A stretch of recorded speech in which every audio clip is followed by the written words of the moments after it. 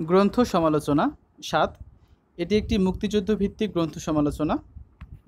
Rifle রুটি আওরাত গ্রন্থের সমালোচনা লিখুন, অথবা বাংলাদেশের মুক্তিযুদ্ধের উপর রচিত প্রথম উপন্যাসের সমালোচনা লিখুন। প্রখ্যাত শিক্ষাবিদ, কবি, ঔপন্যাসিক, শহীদ অধ্যাপক আনোয়ার পাশার রাইফেল রুটি আওরাত মুক্তিযুদ্ধ ভিত্তিক উপন্যাসসমূহের মধ্যে উল্লেখযোগ্য। এদেশের ইতিহাসের এক দুঃসহ ও নৃশংসতম অধ্যায়ের বিশ্বস্ত দলিল এই উপন্যাসটি। এ শুধু একাত্তরের বাংলাদেশের হাহাকারের চিত্র নয়, তার দীপ্ত যৌবনেরও এক প্রতিচ্ছবি। এ গ্রন্থের নায়ক সুদীপ্ত শাহীন বাংলাদেশ আর বাঙালির আশা আকাঙ্ক্ষা, সংকল্প প্রত্যয় আর স্বপ্ন কল্পনারই যেন প্রতীক। একাত্তরের মার্চের সে ভয়াবহ কটা দিন আর এপ্রিলের প্রথমার্ধের কালো দিনগুলোর মর্মান্তিক অভিজ্ঞতার সংকীর্ণ পরিধিটুকুতেই এই বইয়ের ঘটনা প্রবাহ সীমিত। কিন্তু এর আবেদন আর দিগন্ত, দুঃখ এই সময়সীমার আগেও বহুদূর বিস্তৃত। বাংলাদেশের স্বাধীনতা সংগ্রামের চিত্র অঙ্কনের মাধ্যমে বাঙালির দুঃখ বেদনা ও আশা আকাঙ্ক্ষার এমন এক শিল্পরূপ, যা সব সময়সীমাকে ডিঙিয়ে এক দীর্ঘস্থায়ী অপরূপ সাহিত্যকর্ম হয়ে উঠেছে। শহীদ আনোয়ার পাশা রচিত রাইফেল রুটি আওরাত উপন্যাসটি বাংলাদেশের মুক্তিযুদ্ধের শুরুতে পাক হানাদার বাহিনীর নির্মম হত্যাযজ্ঞের প্রামাণ্য দলিল। এই উপন্যাসটি বাঙালির সবচেয়ে গুরুত্বপূর্ণ ইতিহাস মুক্তিযুদ্ধের পটভূমিতে রচিত। উপন্যাসটিতে স্থান পেয়েছে তৎকালীন পাক বাহিনীর নির্মম গণহত্যা ও ধ্বংসযজ্ঞ। বাংলাদেশের মহান মুক্তিযুদ্ধের প্রায় ৯ মাস জুড়ে চলতে থাকে এই নরমেধ যজ্ঞ ও ধ্বংসলীলা। যদিও এই উপন্যাসের রচনাকাল ১৯৭১ সালের এপ্রিল থেকে জুন মাস। আনোয়ার পাশা উপন্যাসটি রচনা করতে যুদ্ধক্ষেত্রে বসে চিত্রশিল্পীর মতো এক একটি ছবি এঁকেছেন। তৎকালীন রাজনৈতিক ঘটনাপ্রবাহ তিনি রংতুলির আঁচড়ে একের পর এক সাজিয়েছেন। উপন্যাসের খণ্ড খণ্ড কাহিনী এ বক্তব্যের উজ্জ্বল স্বাক্ষর বহন করে। উপন্যাসের শুরুতেই ১৯৭১ সালের উত্তাল ২৫ মার্চের বর্ণনা পাওয়া যায়। ২৫ ও ২৬ তারিখের দিন পেরিয়ে যে দুই রাতের সূচনা হয়েছিল, তাদের কথা সুদীপ্ত স্মরণ করলেন। সে কি মাত্র দুটি রাত? দুটি যুগ যেন, পাকিস্তানের দুই যুগের সারমর্ম। বাংলাদেশ সম্পর্কে পাকিস্তানিদের বিগত দুই যুগের মনোভাবের সংহত প্রকাশমূর্তি। বাংলাদেশের মুক্তিযুদ্ধের ৯ মাসে পাকিস্তানি হানাদার বাহিনী ও তাদের এদেশের দোসররা ৩০ লাখ বাঙালিকে হত্যা করে। ২.৫ লাখেরও বেশি অসহায় নারী তাদের পাশবিক নির্যাতনের শিকার হয়েছিল। অনেকে মনে করে এই সংখ্যা ৪ লাখের কাছাকাছি। এদেশের বিস্তৃত জনপদ তারা ধ্বংস করে ফেলে। ২৫ মার্চ রাতের অন্ধকারে পাকিস্তানি সামরিক জান্তা অপারেশন সার্চলাইট নামক যে গণহত্যা চালিয়েছিল, তাতে শুধু ঢাকায় ৫০ থেকে ৬০ হাজার নিরীহ বাঙালি প্রাণ হারায়। পাকিস্তানিরা গণহত্যার সময় তাদের শত্রুদের এভাবে চিহ্নিত করেছিল: ১. আওয়ামী লীগের নেতাকর্মী ও সমর্থকদের। ২. কমিউনিস্ট ও সমাজতন্ত্রীদের। ৩. মুক্তিযোদ্ধা ও সহযোগীদের। ৪. বিধর্মী, বিশেষ করে হিন্দু সম্প্রদায়কে। ৫. ছাত্র ও বুদ্ধিজীবীদের। এবং ৬. শিশু, নারী, বৃদ্ধ নির্বিশেষে সকলকে। ঘৃণ্য এই গণহত্যায় হত্যার কোনো নির্দিষ্ট ধরন ছিল না। পাকিস্তানি সেনাবাহিনী সাধারণ জনগণকে হত্যার জন্য প্রথমে ট্যাঙ্ক ও মর্টারের গোলাবর্ষণ করে এবং মেশিনগানের গুলির সাহায্যে তা সম্পন্ন করে। সাধারণ মানুষকে হত্যা করার সময় তাদের মধ্যে পৈশাচিকতা বৃদ্ধি পেত। নির্যাতনের অধিকাংশ সময় তারা যে পন্থা গ্রহণ করত তা হচ্ছে: ১. অশ্লীল ভাষায় গালাগালি, তৎসঙ্গে চামড়া কেটে রক্ত না বেরোনো পর্যন্ত শারীরিক প্রহার। ২. পায়ের সঙ্গে দড়ি বেঁধে ঝুলিয়ে রাখা, সে সঙ্গে বেয়োনেট দিয়ে খোঁচানো ও রাইফেলের বাট দিয়ে প্রহার। ৩. উল্লঙ্ঘ করে ঘণ্টার পর ঘণ্টা খোলা জায়গায় দাঁড় করিয়ে রাখা। ৪. সিগারেটের আগুন দিয়ে সারা শরীরে ছেঁকা দেওয়া। ৫. হাত ও পায়ের নখ ও মাথার ভেতর মোটা সুচ ঢুকিয়ে দেওয়া। ৬.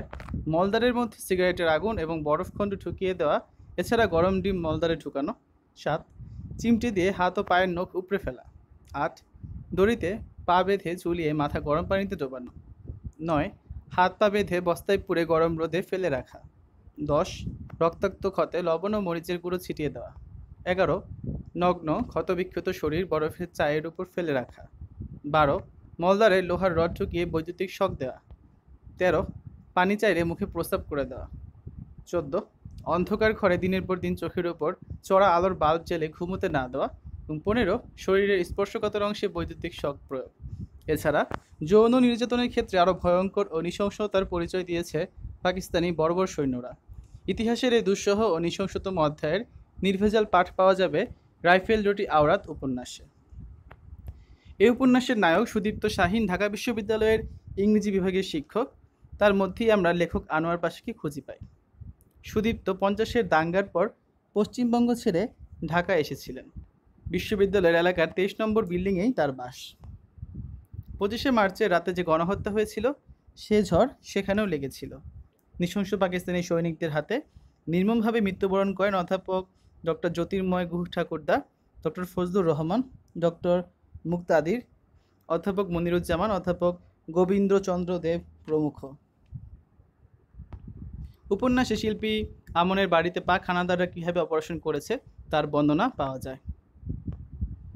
লেখক গণহত্যার প্রত্যক্ষ একজন তার হৃদয়কে পাথর করে বুকের গহীনে বহন করেছে গভীর বেদনা। সেই বিষাদ সাগরে দুঃখের নিবিড় অতলে ডুব দিয়ে ঔপন্যাসিক তুলে এনেছেন মণিমুক্তার দানার মতো অভিজ্ঞতার গুরু নির্যাস। আনোয়ার পাশা রচিত মুক্তিযুদ্ধভিত্তিক গ্রন্থ রাইফেল রুটি আওরাত ব্যক্তিগত অভিজ্ঞতার সারসংক্ষেপ।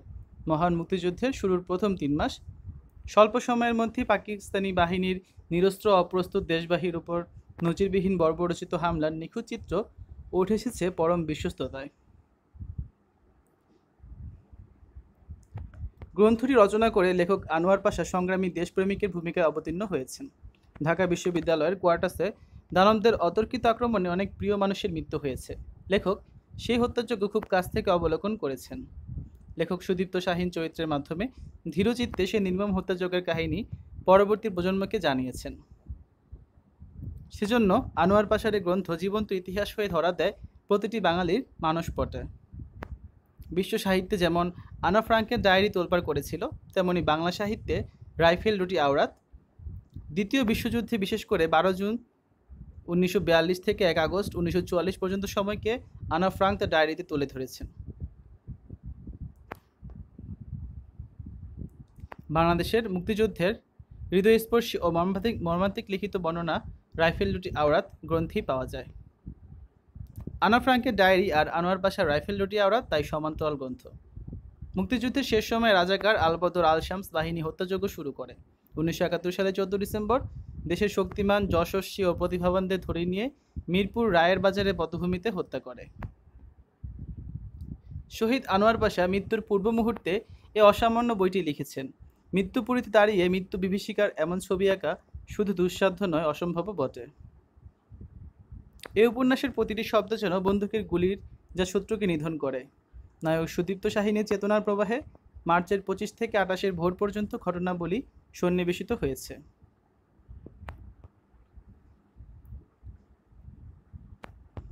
মুক্তিযুদ্ধের প্রথম উপন্যাস রাইফেল রুটি আওরাত রচনার জন্য অধ্যাপক আনোয়ার পাশা ইতিহাসের স্বর্ণালী পাতায় অমর হয়ে থাকবেন।